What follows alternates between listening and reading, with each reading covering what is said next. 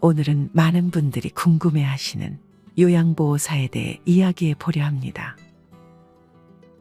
특히 60대 이상의 분들이 새로운 도전으로 선택하는 요양보호사 직업에 대해서요.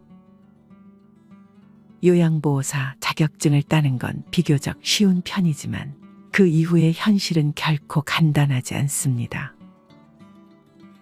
오늘은 요양보호사의 현실, 그리고 그 도전 속에 숨어있는 이야기들을 함께 나누고자 합니다. 많은 분들이 요양보호사 자격증을 쉽게 딸 수 있다고 생각합니다. 실제로 교육 과정은 그리 어렵지 않고 학원에서는 합격률 99%라고 홍보하죠. 자격증을 따는 것은 비교적 간단합니다. 저희 동네에 계신 김씨 아주머니도 60대 초반의 요양보호사 자격증을 따셨습니다.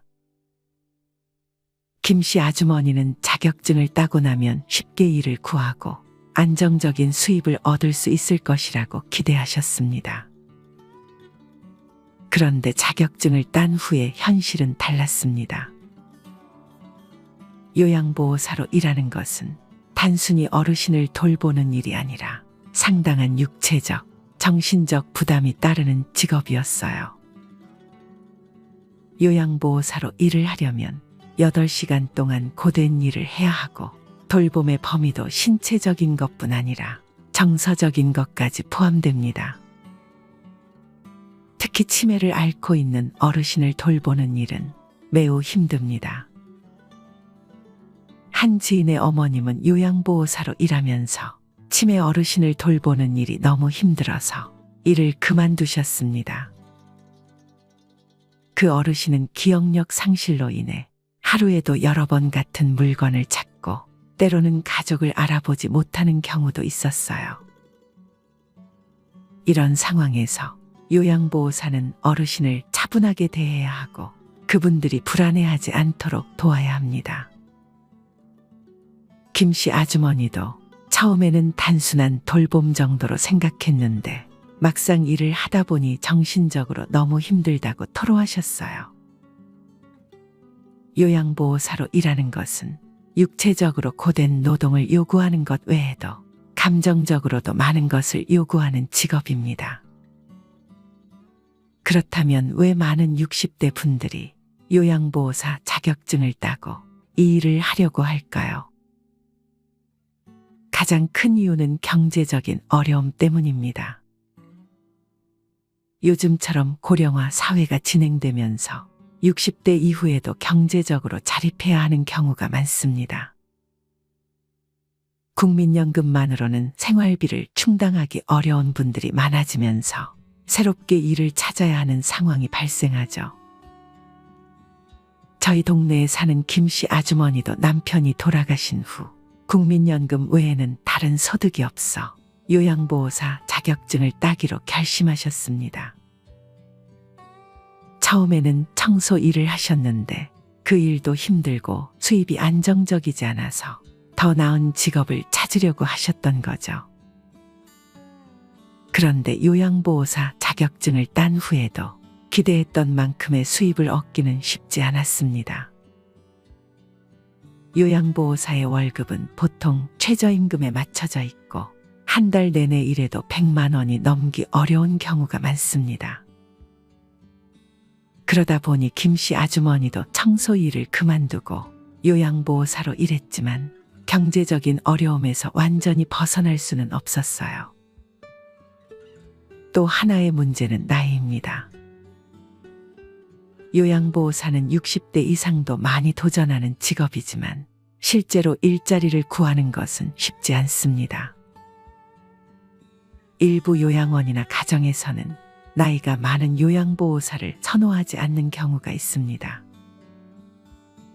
체력이 약해 보인다, 너무 연세가 많다는 이유로 나이 많은 요양보호사분들을 기피하는 것이죠. 저희 어머니의 친구분도 60대 중반의 요양보호사 자격증을 따셨지만 막상 일을 구하려 하니 나이 때문에 거절당하는 경우가 많았어요. 나이만 많지 체력은 좋은데 왜 안 뽑는지 모르겠다며 속상해 하시더라고요. 요양보호사 자격증을 따고도 나이 때문에 일자리를 구하지 못하는 현실은 정말 안타깝습니다. 요양보호사로서 일하는 것은 단순한 신체 돌봄 이상의 일이 많습니다. 치매를 앓고 있는 어르신을 돌보는 것은 신체적인 돌봄뿐 아니라 정신적인 지원이 필수적입니다. 제가 아는 한 지인의 어머님은 67세 치매 환자를 돌보고 있는데 하루에도 몇 번씩 같은 질문을 하시고 물건을 잃어버렸다고 하실 때마다 찾는 일을 반복한다고 합니다. 처음에는 당황스럽지만 이분이 아프기 때문이라는 걸 알게 되면 그때부터는 마음을 다잡게 돼요. 그분을 이해하고 공감하는 것이 중요해요. 이처럼 요양보호사의 일은 어르신을 신체적으로 보살피는 것뿐 아니라 그들의 정신적 상태까지 신경 써야 합니다. 치매 환자의 간병은 특히 힘든데 이분들은 기억력이 상실되고 때로는 가족을 알아보지 못할 때도 있습니다. 이런 상황에서 요양보호사는 어르신들이 느낄 불안감을 덜어주고 그들의 감정을 안정시키는 역할을 해야 합니다. 또한 요양보호사의 일상은 정해진 8시간 근무로 끝나는 경우가 드물기도 합니다. 가족들이 일을 나간 사이 어르신을 돌봐야 하는 경우 요양보호사는 하루 종일 어르신 곁에 있어야 하죠.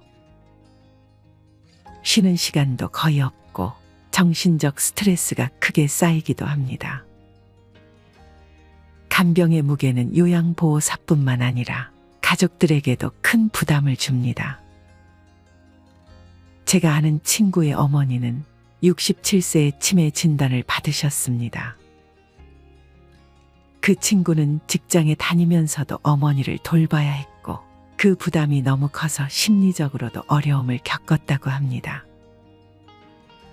엄마가 치매에 걸리기 전에는 전혀 상상도 못했어요. 처음엔 받아들이기 어려웠지만 이제는 엄마가 아기가 된 것 같아요. 엄마가 아기가 된 것처럼 돌봐야 해요. 은영 씨는 어머니가 음식을 씹고 삼키는 것조차 잊어버리셔서 매일 국에 밥을 말아드리고 반찬을 잘게 잘라드려야 한다고 합니다. 어머니는 혼자서 음식을 먹을 수 없는 상태이기 때문에 은영 씨가 모든 식사를 준비해 드리고 있죠. 간병은 가족에게도 큰 부담을 주는 일입니다. 치매 환자를 돌보는 것은 환자의 신체적인 문제뿐 아니라 그들이 일상적인 생활을 할 수 없게 만드는 병입니다. 기억이 사라지고 감정이 불안정해지면서 환자를 돌보는 가족들은 육체적으로나 정신적으로 큰 부담을 겪게 됩니다. 간병은 경제적인 부담도 큽니다. 많은 가족들이 요양보호사를 고용하거나 요양원에 어르신을 맡기지만 요양원의 비용은 적지 않습니다. 등급에 따라 다르지만 요양원의 월 비용은 214만 원에서 245만 원에 이릅니다. 물론 본인 부담금은 15% 정도로 매달 약 16만 원에서 19만 원 정도를 부담하면 됩니다. 하지만 그마저도 많은 가정에겐 큰 부담이 될 수 있습니다. 저희 이웃 한 분도 요양원을 이용하던 중에 경제적인 부담을 이유로 집에서 어르신을 모시기로 했다고 하셨어요. 하지만 집에서 간병하는 것도 만만치 않은 일이라며 요양보호사를 고용하고 있지만 그 비용 역시 무시할 수 없다고 토로하셨습니다. 요양보호사와 가족들이 치매 환자를 돌보는 것은 정말 힘든 일입니다. 이런 부담을 줄이기 위해서는 치매 예방이 매우 중요합니다. 예를 들어 뇌를 자극하는 활동이나 꾸준한 운동이 도움이 된다는 연구 결과가 있습니다. 이를 통해 조기 발견과 예방이 이루어진다면 요양보호사의 업무 부담도 줄어들고 가족들도 더 건강하게 지낼 수 있을 것입니다. 그렇다면 치매는 어떻게 예방할 수 있을까요? 치매는 어느 날 갑자기 찾아오는 병이 아닙니다. 60대에서 70대 사이 전조 증상이 서서히 나타나기 시작하는데 이를 미리 알아차리고 예방하는 것이 중요합니다. 치매 예방을 위해 가장 중요한 것은 뇌를 자극하는 활동입니다. 저희 부모님께서는 치매 예방을 위해 꾸준히 운동을 시작하셨습니다. 특히 TV를 보시면서 가벼운 춤을 추기 시작하셨어요. 처음엔 어색했지만 지금은 매일 20분씩 춤을 추면서 뇌를 자극하고 유산소 운동 효과도 얻고 계십니다. 춤을 추면 심장 박동수가 올라가고 뇌의 활성화에 도움이 된다고 해요. 또한 빠르게 걷기도 치매 예방에 큰 도움이 됩니다. 저희 동네 어르신들도 걷기 모임을 만들어 매일 산책을 하시는데 고혈압이나 당뇨를 예방하면서 체중도 유지할 수 있어 좋은 운동이라고 합니다. 걷기 운동은 특히 60대 이후에 체력 유지와 치매 예방에 매우 중요한 운동입니다. 손가락 운동도 뇌를 자극하는 데 효과적입니다. 손등 박수나 손톱을 두드리는 간단한 운동만으로도 뇌의 전두엽과 두정엽을 자극할 수 있습니다. 저희 할머니께서도 매일 손가락 운동을 하시면서 머리가 더 맑아진 것 같다고 하셨어요. 마지막으로 새로운 것을 배우는 것도 치매 예방에 매우 중요합니다. 일기 쓰기, 글씨 쓰기와 같은 간단한 활동을 통해 뇌를 자극할 수 있어요. 새로운 것을 배우고 꾸준히 뇌 운동을 하면 치매 예방에 큰 도움이 됩니다. 우리는 모두 시간이 흘러가고 나이가 들어갑니다. 그 과정에서 우리에게 가장 중요한 것은 어떻게 노년을 준비하고 맞이할 것인가라는 문제일 것입니다. 나이는 피할 수 없는 자연스러운 과정이지만 그 과정을 준비하는 방식에 따라 우리의 삶의 질이 달라질 수 있습니다. 나이 듦을 받아들이는 법 담담하게 하지만 현명하게. 노화는 누구에게나 찾아오지만 그걸 어떻게 받아들이느냐가 중요합니다. 저 역시 노화를 실감했던 순간이 있었어요. 40대 초반 어느 날 갑자기 계단을 헛디뎌서 굴렀던 경험이 있습니다. 그전까지만 해도 매일 아침 6시 기상해서 바쁘게 일정을 소화하며 사는 것이 자연스러웠는데 그때 이후로 제 몸이 예전 같지 않다는 걸 깨닫고 이제 내가 나이를 먹고 있구나라는 생각이 들었죠. 노화를 받아들이는데 가장 중요한 것은 속도를 줄이는 것입니다.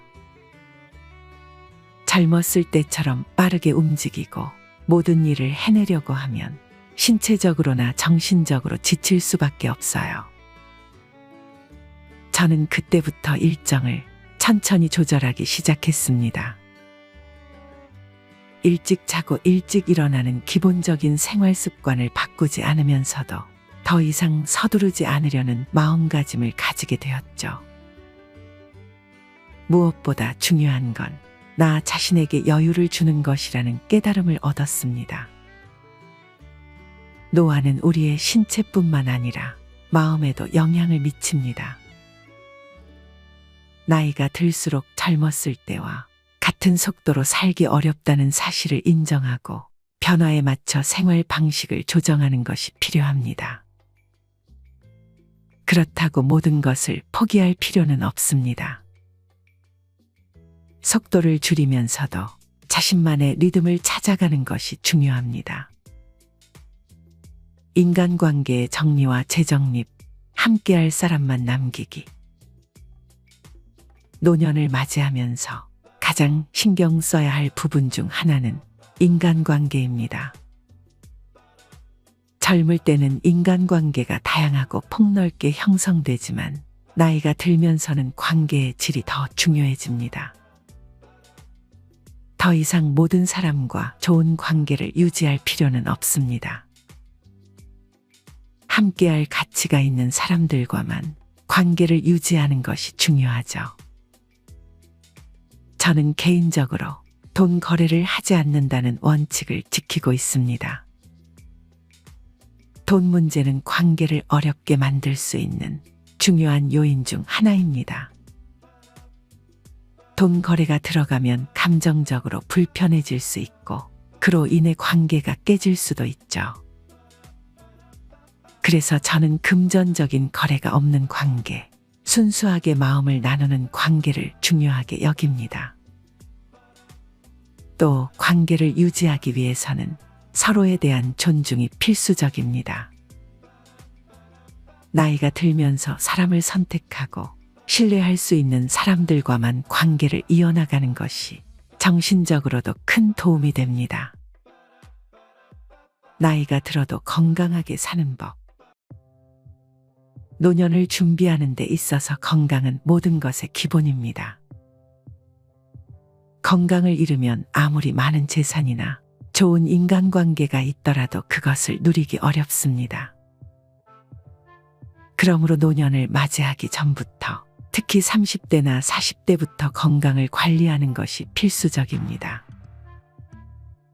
건강한 노년을 보내기 위한 첫 번째 비결은 꾸준한 운동입니다.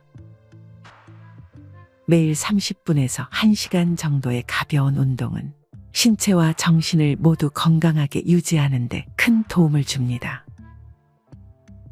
운동은 반드시 격렬한 것이 아니어도 좋습니다. 산책, 스트레칭, 요가, 심지어 집에서 할 수 있는 간단한 근력 운동도 충분히 효과가 있습니다. 중요한 건 꾸준함입니다. 운동을 매일 일정한 시간에 하는 습관을 들이면 나이가 들어서도 신체 기능을 오래 유지할 수 있습니다. 두 번째로 중요한 것은 식습관입니다. 건강한 노년을 위해서는 평소에 건강한 식단을 유지하는 것이 필요합니다. 특히 과식을 피하고 제때 적당량의 음식을 섭취하는 것이 중요하죠. 신선한 채소와 과일을 자주 먹고 가공식품이나 당분이 많은 음식은 줄이는 것이 좋습니다. 음주와 흡연을 절제하는 것도 중요합니다. 담배는 40세 이전에 끊는 것이 좋습니다.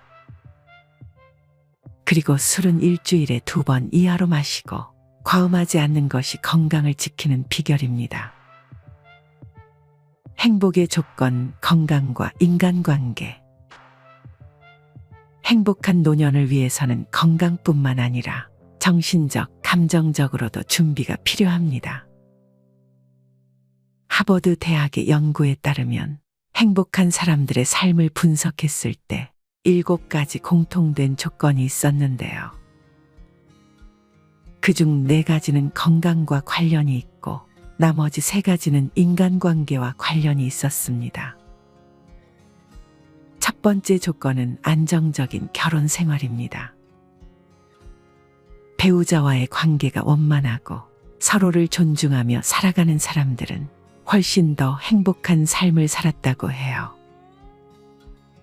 부부 관계가 불행하다면 그 문제를 해결하는 것이 우선입니다. 때로는 새로운 관계를 찾는 것이 더 나은 선택일 수도 있습니다. 행복한 관계를 유지하는 것이 행복한 노년의 시작입니다. 두 번째는 평생 배움을 지속하는 것입니다. 나이가 들어도 계속해서 배우고 새로운 지식을 받아들이는 사람들은 더 긍정적이고 활기찬 삶을 살아갑니다. 새로운 기술을 배우거나 책을 읽고 다양한 활동에 참여하는 것이 행복을 유지하는 데 큰 도움이 됩니다. 디지털 시대에는 특히 스마트폰, SNS, 카카오톡 같은 기술을 배우는 것이 중요합니다. 손주들과 소통하고 세상과 연결되기 위해서는 이러한 기술을 익히는 것이 필수적이죠. 세 번째는 긍정적인 사고방식입니다. 인생에서 어려운 일을 겪을 때마다 이를 긍정적으로 극복하는 능력이 있는 사람들이 더 행복하게 살아갑니다. 종교나 명상 아니면 주변의 좋은 사람들과의 대화를 통해 자신을 긍정적으로 바라보고 삶의 어려움을 극복해 나가는 것이 중요합니다. 건강한 삶을 위한 4가지 습관. 4가지 건강 습관을 기억하세요. 첫째, 하루에 1시간 이상 운동을 꾸준히 하세요. 둘째, 담배는 40세 이전에 끊는 것이 중요합니다. 셋째, 술은 일주일에 2번 이하로 마시고 적정량을 유지하세요. 넷째, 정상 체중을 유지하세요.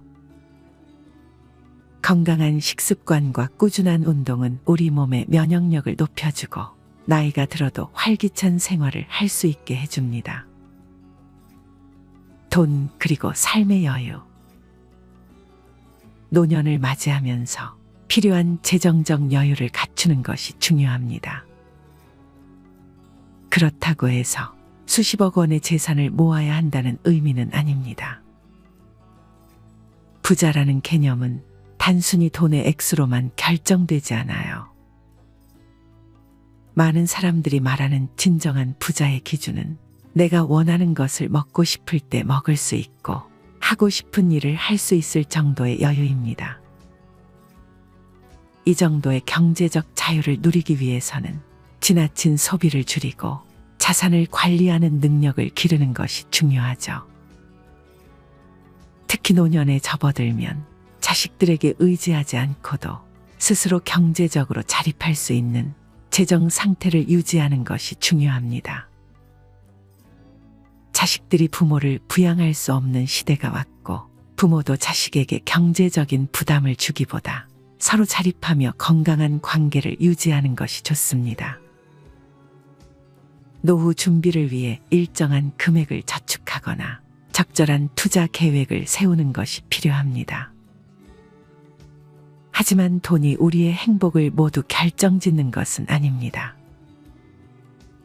돈이 행복을 도와주는 중요한 요소이긴 하지만 돈만 있으면 행복할 거라는 기대는 버리는 것이 좋습니다. 중요한 것은 경제적 여유와 더불어 마음의 여유, 그리고 삶의 가치관을 제대로 설정하는 것이죠. 노년의 인간관계, 더 작고 깊게. 노년을 맞이하며 인간관계는 필연적으로 변하게 됩니다.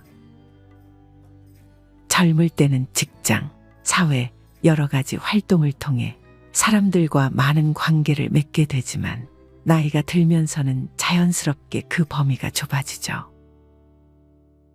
중요한 것은 나이 들수록 인간관계를 더 작고 깊게 만드는 것입니다. 더 이상 모든 사람과 좋은 관계를 유지하려는 부담을 가질 필요가 없습니다. 노년에는 함께 할 몇 명의 진정한 친구, 믿을 수 있는 가족과의 관계가 더 중요합니다.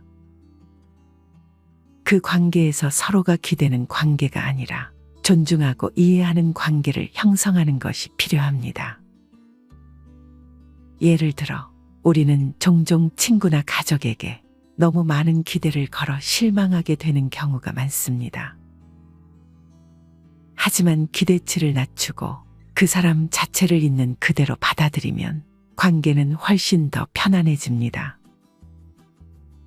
또한 노년에는 친구와의 관계뿐만 아니라 가족과의 관계도 재정립해야 합니다.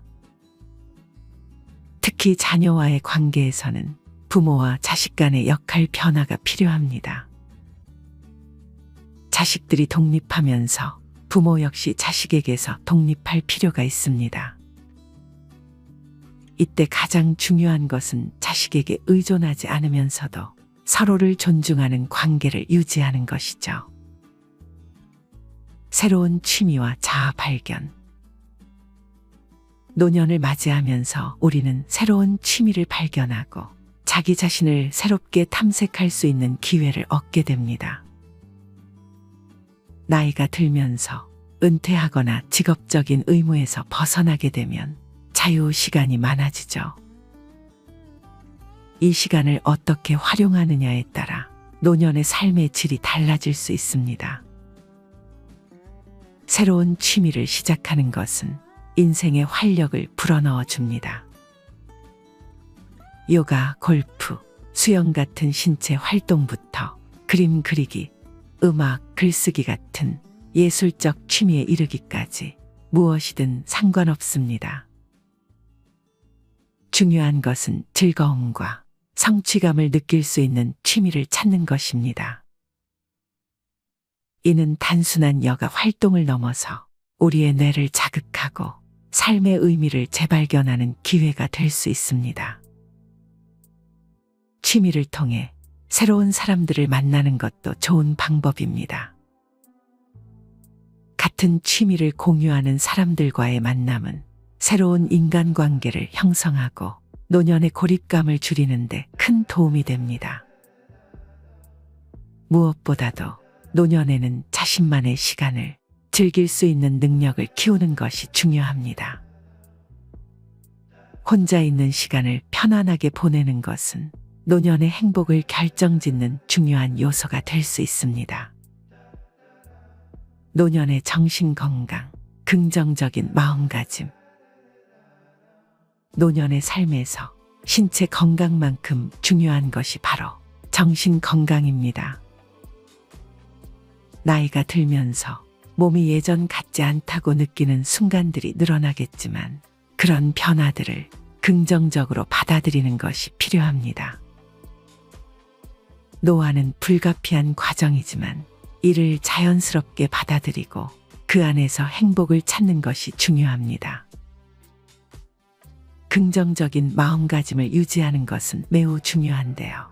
스트레스나 불안을 줄이기 위한 명상이나 마음 챙김 훈련이 도움이 될 수 있습니다. 또한 자신에게 맞는 삶의 속도와 리듬을 찾는 것이 중요합니다. 너무 무리하지 않고 삶의 흐름에 맞춰 살아가면서도 여전히 자신의 가치를 실현할 수 있는 삶을 살아가는 것이죠.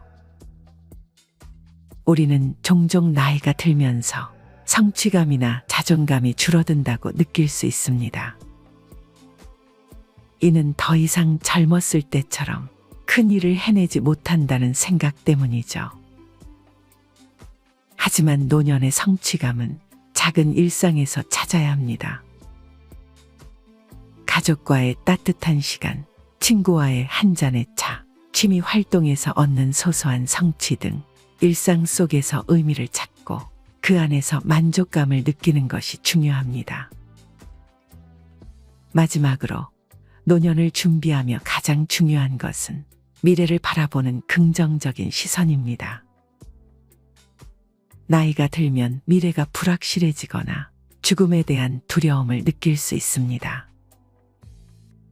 그러나 그 속에서도 긍정적인 목표와 계획을 세우는 것이 중요합니다. 죽음은 피할 수 없는 현실이지만 그것에 얽매이지 않고 남은 삶을 즐기고 의미 있게 보내려는 노력이 필요하죠. 노년에도 우리는 여전히 성장하고 발전할 수 있습니다. 인생의 마지막 챕터를 아름답게 마무리할 수 있도록 스스로에게 목표를 부여하고 그것을 이루기 위한 계획을 세우는 것이 필요합니다. 작은 목표라도 상관없습니다. 매일 아침 일찍 일어나 산책을 한다든지, 새로운 책을 한 권 읽는다든지, 혹은 여행 계획을 세우는 등 자신만의 방식으로 삶을 풍부하게 만드는 목표를 가져보세요. 결국 노년은 우리의 태도와 준비에 따라 다르게 다가옵니다.